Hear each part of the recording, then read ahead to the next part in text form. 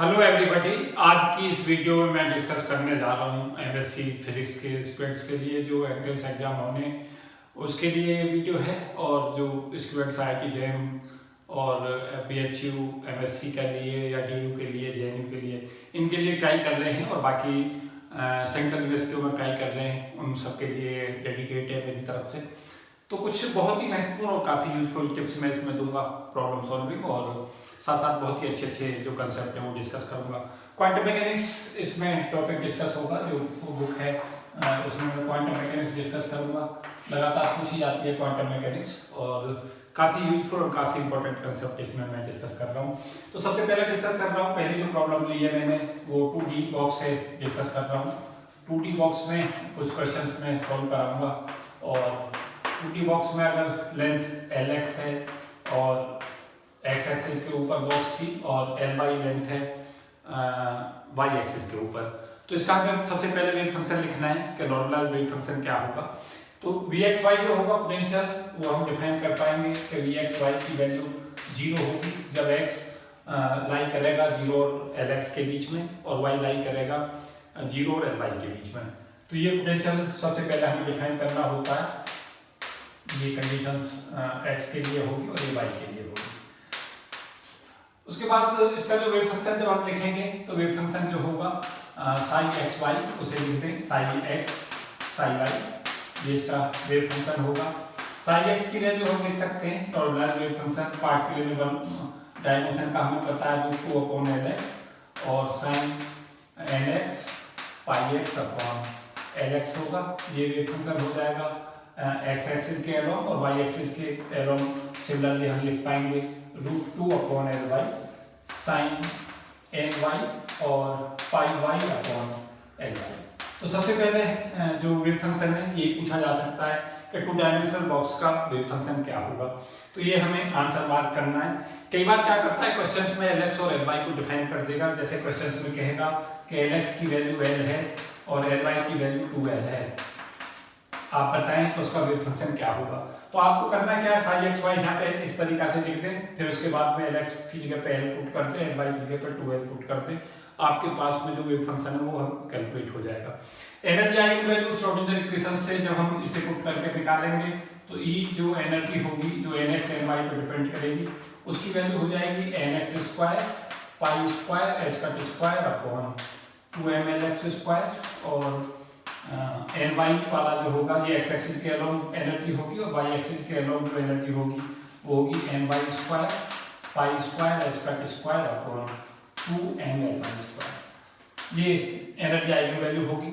अगर क्वेश्चंस में कई बार क्या करता है उसे इस तरीका से लिख कर दे देता है, एक रेक्टेंगुलर बॉक्स है इस तरीका से दे देगा और कहेगा कि इसकी मिनिमम एनर्जी कैलकुलेट कीजिए रेक्टेंगुलर बॉक्स की। तो जो जिस तरीका से इसे देता है इसका मतलब ये Lx की वैल्यू यहाँ पे L दे रखी है और Ly की वैल्यू 2L दे रखी है। पूछता है मिनिमम एनर्जी कैलकुलेट करें, तो मिनिमम एनर्जी के लिए हमें क्या करना है कि Nx की वैल्यू को वैल्यू पुट कर दें nx1, ny की वैल्यू को 1 वैल्यू दे दें, L क्रॉस 2L दे रखा है तो Lx की जगह पे L रख दें और Ly की जगह पे 2L रख दें और अपना आंसर यहाँ से सॉल्व कर लें। हमें इजीली यहाँ से सॉल्व हो जाएगा। ये वैल्यू आ जाएगी पाई² h² अपॉन 2mL² और इधर से जो वैल्यू आएगी जब इसको हम यहाँ पे 2L कर देंगे Ly की जगह पर तो और ny को 1 लेंगे तो पाई² h² अपॉन 2m और यहाँ से आ जाएगा 4L²। ये ऐड कर दें और अपना आंसर कैलकुलेट कर लें। तो इस तरीका से क्वेश्चन पूछा जाता है। उसके अलावा कहीं पे ये पूछ लेगा कि फर्स्ट एक्साइट स्टेट के अंदर एनर्जी कैलकुलेट करें FPS, फर्स्ट एक्साइट स्टेट के लिए एनर्जी कैलकुलेट करें। तो फर्स्ट एक्साइट स्टेट के लिए अगर हमें इसी क्वेश्चंस में कैलकुलेट कराता है कि एनर्जी कैसे कैलकुलेट करनी है तो Lx Ly की जो हमारा जनरल एक्सप्रेशन है उसे सिमिलरली यहीं तक रखें बिल्कुल सेम।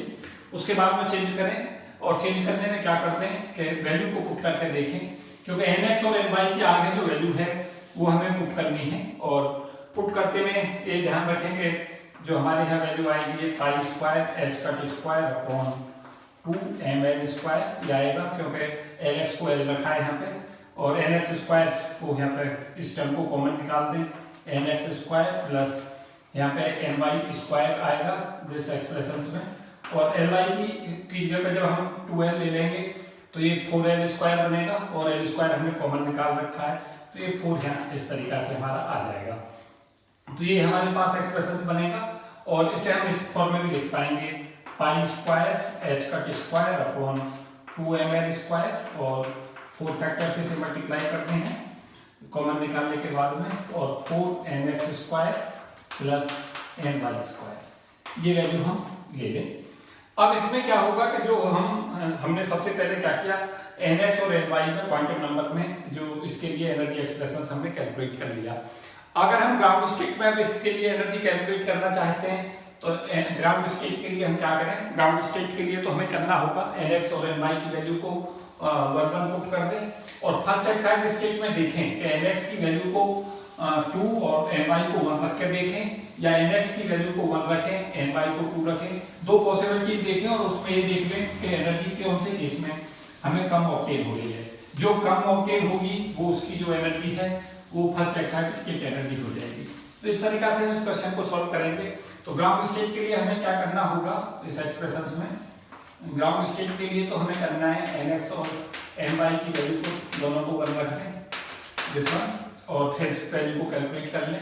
तो एनर्जी जो हमारे पास ग्राउंड स्टेट की आएगी यहाँ से वो एक्सप्रेशन आ जाएगा pi square H cut square upon यहाँ से देखें ये 8ml स्क्वायर बनेगा एक्सप्रेशन और यहाँ से जो वैल्यू है 1 और 1 दे रखा है हमने तो यहाँ से वैल्यू 5 आ जाएगी क्योंकि यहाँ जो एक्सप्रेशंस के अंदर हम पुट करेंगे तो nx की वैल्यू को 1 और ny की वैल्यू को 1 तो 4 इंटू 1 प्लस 1 मीन्स 5 तो ये हमारे पास 5 आएगा।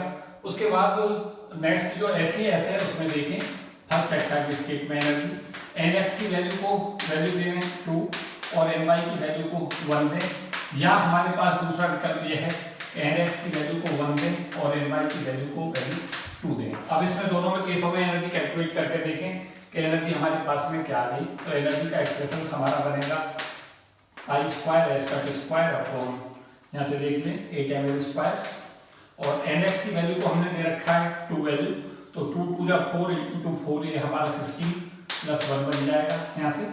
और अगर हम ये केस लेके चलेंगे तो यहाँ पे जो एनर्जी बनेगी वो बनेगी pi square H cut square upon 8ml square और जो वैल्यू आएगी यहाँ से nx को 1 दें तो 4 प्लस और यहाँ पे वैल्यू हम दे रहे हैं ny की वैल्यू को 2 तो 4 प्लस 4 ये आ जाएगा हमारा 8। तो ये एनर्जी हमारी जो कमा रही है तो ये हमारी ग्राउंड स्टेट की एनर्जी तो हमने ऑलरेडी यहाँ कैलकुलेट की हुई थी। ये वैल्यू आ रही थी 5 upon 8 pi square H cut square upon ml square ये तो ग्राउंड स्टेट एनर्जी थी। अब फर्स्ट एक्साइड स्टेट जो एनर्जी है ये वैल्यू आएगी और ये वैल्यू हमारी कैलकुलेट होकर आ जाएगी pi square H cut square upon जो वैल्यू है 8 अपॉन 8ml स्क्वायर। ये हमारे पास एक्सप्रेशन आ गया। अब कई बार क्या कहता है कि हमें इन दोनों केसों में से जो ऑप्ट करना है वो देखना है कि जो हमारे पास nx बराबर 1 ny बराबर 1 के बाद में जो नेक्स्ट लेवल पॉसिबल है उसमें हम nx को 2 और ny को 1 रख सकते हैं या nx को 1 ny को 2 रख सकते हैं। उन दोनों में ये देख लें जिसके करस्पॉन्डिंग एनर्जी हमारी कम आती है वो फर्स्ट एक्साइड स्टेट की एनर्जी होगी। तो यहाँ पे जो एनर्जी हमारी आ रही है वो इस स्टेट में कम आ रही है तो ये हमारी FES होगी क्योंकि यहाँ एनर्जी ज़्यादा है इस वाले केस में। तो ये जो है वो FES स्टेट होगी फर्स्ट एक्साइड स्टेट एनर्जी इस कॉम्बिनेशन के चलते और ये हमारी एनर्जी कैलकुलेट हो गई। FES first excited state energy हमारी कैलकुलेट हो गई 8/8 pi square H cut square upon 8ml square this one. अगर आप इन दोनों की रेशो पूछ लेता है तो हमारे पास हम सिंपली आंसर दे सकते हैं first excited state upon ground state is equal to 8/5 ये हमारा आंसर आ जाएगा।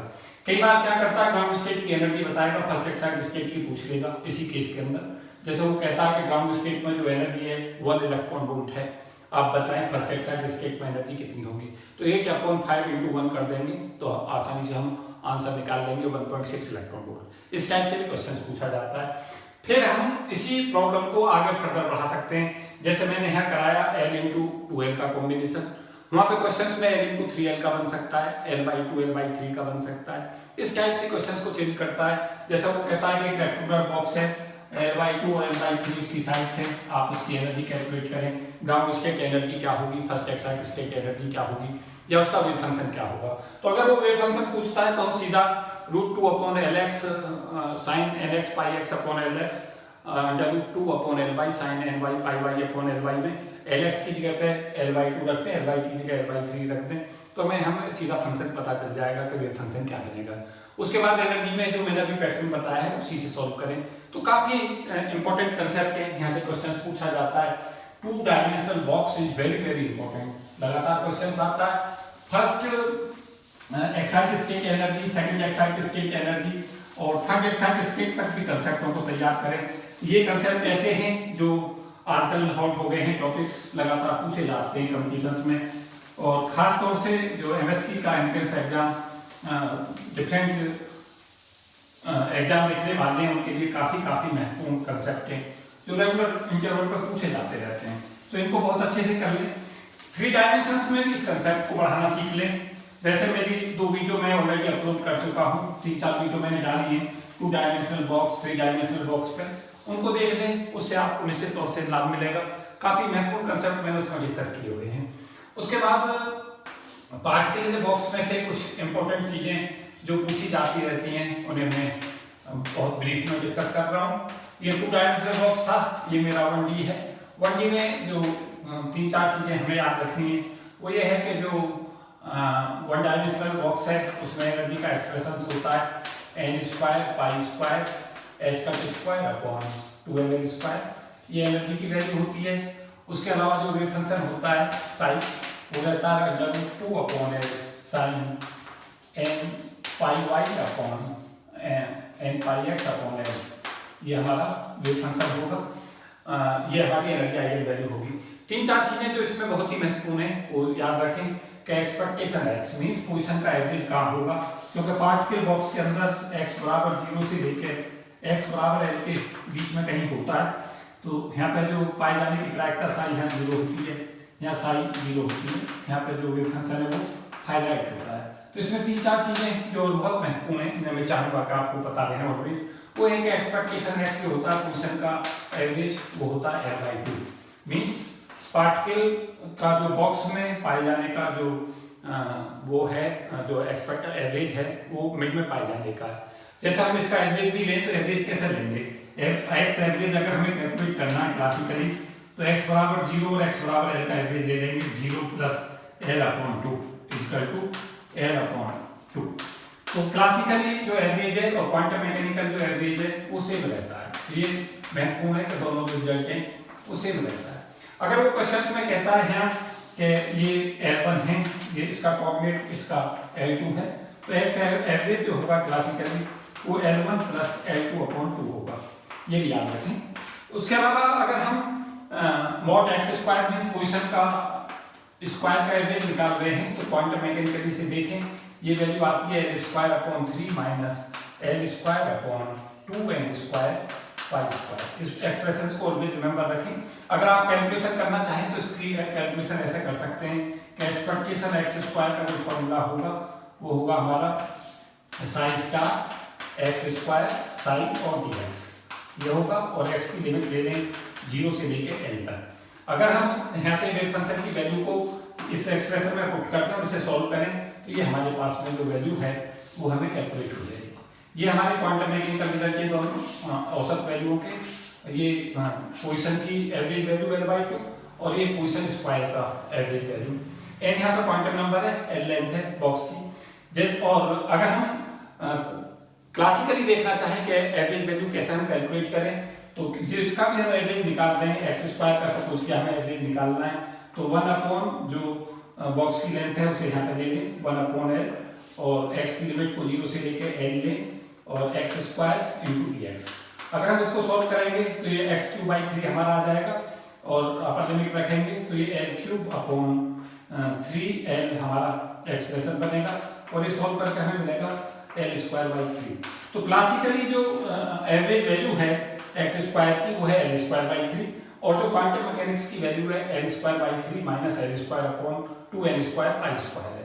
तो इसमें हम क्या देख रहे हैं कि अगर n की वैल्यू को हम बहुत लार्ज कर दें क्वांटम नंबर की वैल्यू अगर हमारी लार्ज होगी तो ये वैल्यू जीरो की तरफ को अप्रोच करेगी और तब ये रिजल्ट जो होगा क्वांटम मैकेनिक्स का जो पोजीशन का स्क्वायर का एवरेज है वो भी n²/3 होगा, ये क्लासिकल रिजल्ट है वो भी सेम होगा।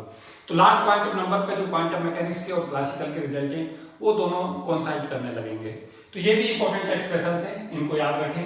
क्लासिकली एवरेज वैल्यू जो है पोजीशन की और क्वांटम मैकेनिकली सेम है, लेकिन स्क्वायर की जो वैल्यू है उसमें दोनों में अंतर है, लेकिन लार्ज क्वांटम नंबर के ऊपर जो रिजल्ट हैं वो सेम हो जाते हैं।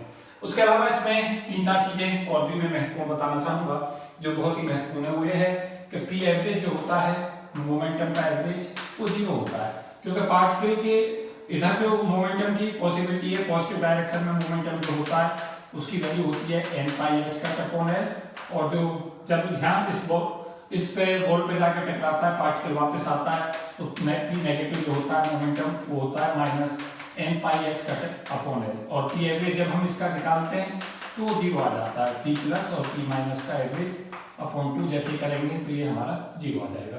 तो क्वांटम मैकेनिक्स में पार्टिकल इन बॉक्स में इन सभी रिजल्टों को अच्छे से रिमेंबर रखें। साथ साथ ये याद रखें कि कई बार क्या करता है बॉक्स को चेंज कर देता है, बॉक्स की जो डायमेंशंस हैं उन्हें चेंज कर देता है।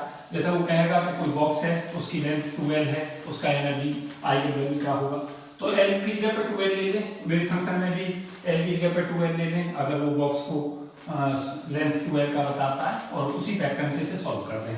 तो यहाँ से क्वेश्चंस रेगुलर टेबल पर पूछे जाते रहते हैं। ये ऐसे टॉपिक्स हैं जहाँ से क्वेश्चंस लगातार पूछा जाता रहता है। कुछ और बहुत ही महत्वपूर्ण जानकारी मैं इस वीडियो में और दूंगा। ये सब मेरे क्वांटम मैकेनिक्स के कुछ इंपॉर्टेंट कंसेप्ट हैं जो आपके काम आएंगे जब आप पेपर देने जाएंगे, और इनमें से क्वेश्चंस इसी पैटर्न के आपको करने को मिलेंगे, तो ये आपको निश्चित तौर से मदद देगी वीडियो।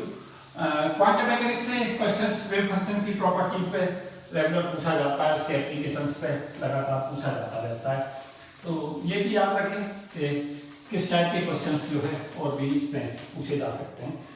मैं एक जो बहुत ही महत्वपूर्ण इसमें टॉपिक रहता है वो वेव फंक्शन के एप्लीकेशंस पे जैसा क्वेश्चंस पूछता है, कहता है कि साई की वैल्यू वेव फंक्शन की वैल्यू 3ψ1 + 4ψ2 है, और कहता है कि पार्टिकल इन बॉक्स के अंदर जो वेव फंक्शन है वो उसका वेव फंक्शन दे रखा है 3ψ1 + 4ψ2।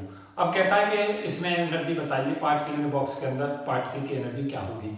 तो क्या करेंगे यहाँ पे इसको साई बराबर C1ψ1 + C2ψ2 से इसकी कंपेरिजन कर लें, और जो प्रायिकता होगी क्योंकि है नॉर्मलाइज प्रायिकता नहीं है, जो mod C1² है प्रायिकता इस स्टेट में जब हम निकालते हैं P1 तो उसको लेंगे mod C1² upon mod C1² + mod C2²। ये प्रायिकता होगी इस स्टेट में, और इस स्टेट में जो प्रायिकता P2 होगी नॉर्मलाइज प्रायिकता होगी mod C2² upon mod C1² + mod C2²। इस तरीका से हम इसे प्रायिकता को कैलकुलेट करते हैं। यहाँ से जो प्रायिकता आएगी mod C1² जैसे हम लेंगे तो 9 अपॉन इसको यहाँ से जब हम लेके चलेंगे तो ये 9 + 16 होगा, तो यहाँ प्रायिकता हो जाएगी 9/25, और यहाँ जो प्रायिकता हो जाएगी वो होगी C2 की जगह पे कंपेरिजन कर लें, ये 4 हो जाएगा, तो 4 का स्क्वायर 16 और 16/9 + 16 मीन्स 16/25। अगर आप एवरेज एनर्जी पूछता है तो सिंपली एवरेज एनर्जी के लिए ये एवरेज लेने के लिए क्या करें P1 E1 + P2 की कैलकुलेट कर लें। P1 हमें कैलकुलेट हो गया है और P2 हमें कैलकुलेट हो गया है। यहाँ पे E1 और E2 की पार्टिकल बॉक्स से एनर्जी ले सकते हैं, एनर्जी और एक्सप्रेशंस हमें पता है और हम आसानी से एनर्जी आइगन वैल्यू कैलकुलेट कर लेंगे।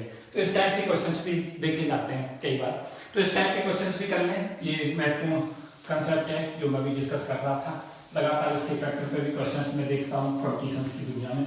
तो काफ़ी महत्वपूर्ण और काफ़ी इंफॉर्मेटिव वीडियो है, खासतौर से जो स्टूडेंट्स पेपर देने वाले हैं MSc का डिफरेंट यूनिवर्सिटीज में, उनको भी बेनिफिट देगा और फिजिक्स को इनरिच करेगा, कंसेप्टों को इनरिच करेगा। ये वीडियो मुझे एहसास भरोसा है, तो देखें इसे ध्यान से और इसके कंटेंट को लगातार शेयर भी करें।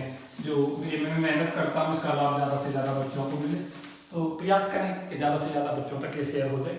उसके अलावा याद रखें कि कुछ और महत्वपूर्ण चीज़ें जो पूछी जाती हैं उनमें एक बहुत ही महत्वपूर्ण चीज़ है जो पूछी जाती है, वो है हार्मोनिक ऑसिलेटर का केस।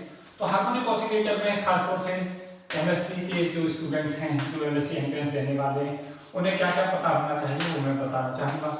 एक सबसे पहले पता होना चाहिए कि हार्मोनिक ऑसिलेटर में जो पोटेंशियल एनर्जी की वैल्यू होती है Vx, वो होती है हाफ के एक्स स्क्वायर, के जहाँ फोर्स कांस्टेंट है और x जो है वो डिस्प्लेसमेंट है इक्विलिब्रियम पोजीशन से।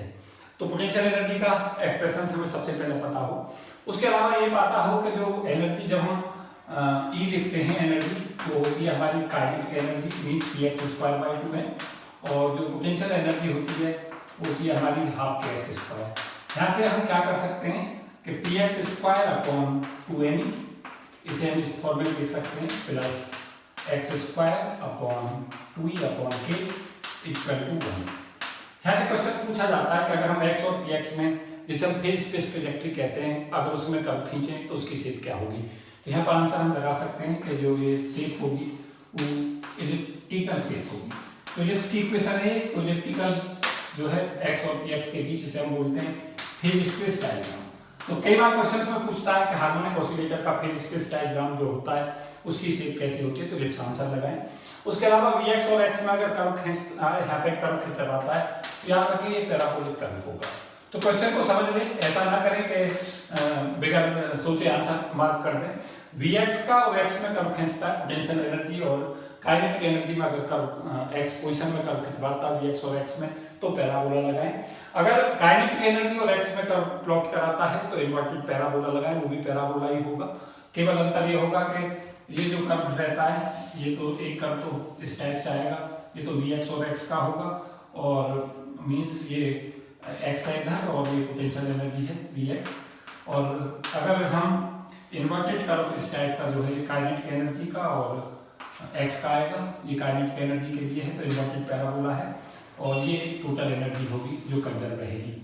ये दो कर्व थे, ये Vx और x में, और ये इन रेफरेंसों को निश्चित तौर से याद रखें।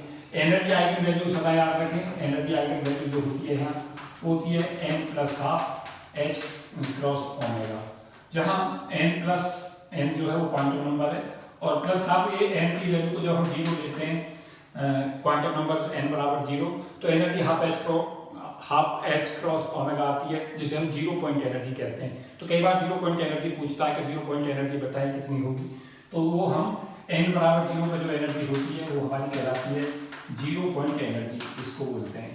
और ये 0 पॉइंट एनर्जी जो होती है वो ऑलवेज एग्जिस्ट करती है। जब टेम्परेचर 0 केल्विन की तरफ भी चला जाता है सिस्टम का, तब भी हार्मोनिक ऑसिलेटर के अंदर हाइजेनबर्ग अनसर्टेनिटी प्रिंसिपल का पालन होता है, और पार्टिकल तभी भी एनर्जी 0 पॉइंट एनर्जी प्रोसेस करता है। तो इस कंसेप्ट को भी याद रखें। साथ साथ ये याद रखें कि जो इसके अंदर हर्माइट पॉलिनोमियल यूज होता है, इसके सॉल्यूशंस के अंदर ये भी याद रखें कि साई जो होता है फंक्शन वो हर्माइट पॉलिनोमियल के डायरेक्टली प्रोपोर्शनल होता है। कई बार ये पूछ रहा होता है कि कौन सा पॉलिनोमियल यूज होता है, तो याद रखें कि इसमें हर्माइट पॉलिनोमियल यूज होता है। कई बार सिंपली क्वेश्चन पूछता है कि in the solutions of the harmonic oscillators quantum mechanical solutions which polynomial is used, तो मार्क करना है हमें हर्माइट पॉलिनोमियल। तो 3-4 चीजें यहाँ पे बहुत महत्वपूर्ण मैं बताऊंगा कि Vx और x में कर्व कहता है तो पैराबोलिक मार्क करें। अगर फेज स्पेस ट्रैजेक्टरी पूछता है हार्मोनिक ऑसिलेटर की तो इलिप्स मार्क करें। अगर 0 पॉइंट एनर्जी की बात करता है तो half h cross omega mark करें। और अगर ये पूछता है कौन सा पॉलिनोमियल हम यूज करते हैं, तो सदा आंसर यूज करें कि हर्माइट पॉलिनोमियल हम इसमें यूज करते हैं। ये भी याद रखें। साथ साथ ये भी याद रखें कि एक्सपेक्टेशन काइनेटिक एनर्जी और एक्सपेक्टेशन भी जो है वो यहाँ पर सेम होते हैं। काइनेटिक एनर्जी और पोटेंशियल एनर्जी का जो एवरेज है वो इसमें दोनों में जो दोनों है वो सेम रहता है। Means expectation of kinetic energy and expectation of potential energy जो है, पोटेंशियल एनर्जी वो सेम है। तो एनर्जी जो होती है, एक्सपेक्टेशन ई जो होता है एवरेज एनर्जी, वो रहती है हमारी n+12 h क्रॉस ओमेगा। इसलिए एक्सपेक्टेशन टी और एक्सपेक्टेशन बी इसका हाफ हो जाते हैं, half into n+12 h cross omega. n यहाँ पे क्वांटम नंबर है और ओमेगा जो है वो एंगुलर फ्रीक्वेंसी है, और ओमेगा की वैल्यू रहती है ओमेगा √k/n। और एक्सपेक्टेशन बी में भी यही एक्सप्रेशन हम यूज कर सकते हैं, हाफ और n+12 h क्रॉस ओमेगा। तो ये तीनों एक्सप्रेशन फिर से हमारे लिए बहुत महत्वपूर्ण हो जाते हैं, इनको सदा याद रखें।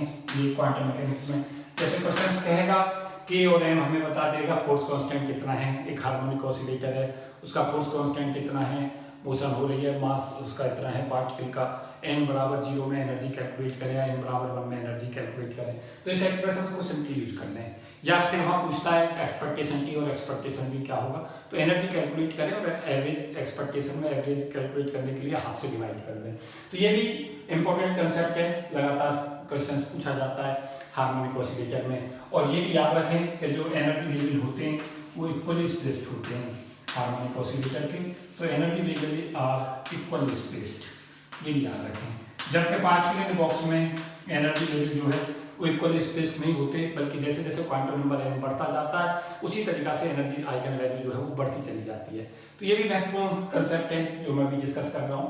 मुझे उम्मीद है कि काफ़ी महत्वपूर्ण और काफ़ी ये इंफॉर्मेटिव वीडियो है जो आपको रिवीजन भी देगी और कुछ महत्वपूर्ण कंसेप्ट को जल्दी से समझने में आपकी मदद भी करेगी। तो और जो इसके अंदर जो क्वेश्चंस आते हैं उन्हीं कंसेप्टों को जनरली डिस्कस कर रहा हूँ जहाँ से क्वेश्चंस रेगुलर पूछे जाते रहते हैं।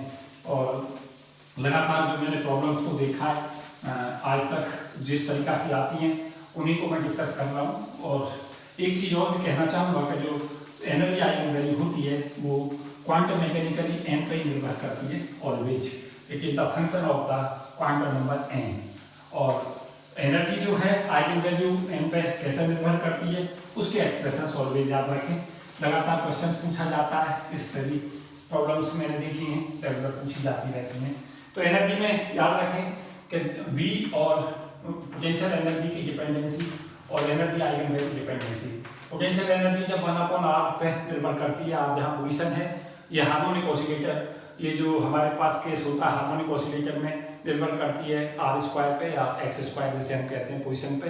और हार्मोनिक ऑसिलेटर और पार्टिकल के बॉक्स के अलावा एक जो सबसे महत्वपूर्ण क्वेश्चन रहता है वो हाइड्रोजन एटम का रहता है। तो जब Vr 1/r पर निर्भर करता है ये एनर्जी जो है एनर्जी आइगन वैल्यू वो 1/n² पर निर्भर करती है और ये केस होता है हाइड्रोजन एटम के अंदर। तो इस चीज को ध्यान रखें, लगातार यहाँ से क्वेश्चन पूछा जाता है। जैसे कहेगा कि potential energy is the function of the position and it is inversely dependent on the position. It means we can take potential proportional to 1/r.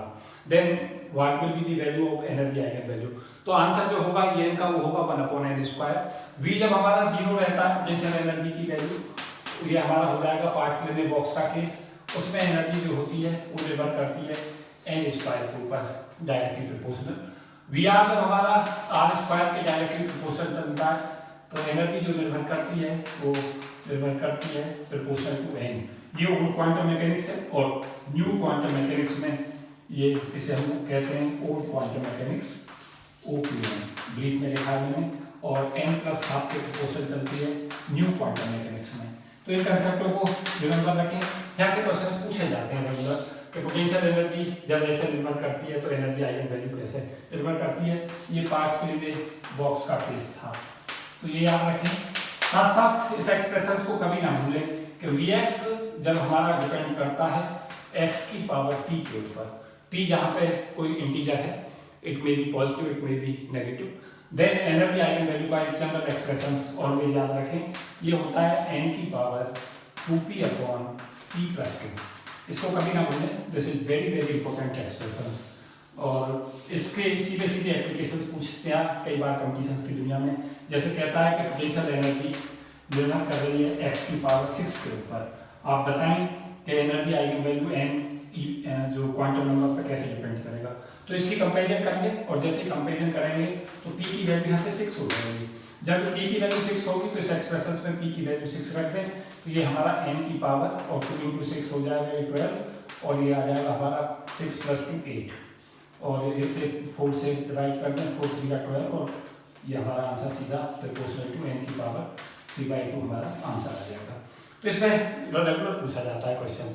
तो इस फॉर्मूले को मैं मोस्ट इंपॉर्टेंट फॉर्मूला कहूँगा, इस पर क्वेश्चंस रेगुलर पूछा जाता है। एक जो हमारा पूछा जाता है l² की वैल्यू जो होती है ऑर्बिटल एंगुलर मोमेंटम की, जो ऑर्बिटल एंगुलर मोमेंटम है होती है l+1 h² और एक Lz का एक्सप्रेशन रहता है z component of orbital angular ml। इन दोनों फॉर्मूलों पे भी क्वेश्चंस कर लें, इस पे भी क्वेश्चंस पूछे जाते रहते हैं। तो काफ़ी महत्वपूर्ण और काफ़ी इंफॉर्मेटिव वीडियो है। मैं इसमें बहुत महत्वपूर्ण चीज़ें मैंने इसमें डिस्कस की हैं। तो मुझे उम्मीद है कि जो स्टूडेंट्स हैं उनके कंसेप्ट को साउंड करने में मदद करेगी निश्चित तौर से। और जो ब्रीफ मैंने इसे डिस्कस किया है और कोशिश की है ज़्यादा से महत्वपूर्ण चीज़ों को रिवाइज कराने की। तो इस वीडियो में इतना ही। अगर ये वीडियो आपको पसंद आती है तो मैं कुछ और वीडियो आगे अपलोड करूंगा, तो आप नीचे मार्क करें, मुझे बताएं कि और आप किस कंटेंटों पर चाहेंगे। तो इस तरीके की वीडियो मैं कुछ और आगे अपलोड कर दूंगा अगर आपको रिक्वायरमेंट है। तो आप बताते रहें और अपनी सजेशन देते रहें, जिसके चलते आपको मैं ज़्यादा से ज़्यादा बेनिफिट दे पाऊँ। Thank you and best wishes for all of you. जय हिंद।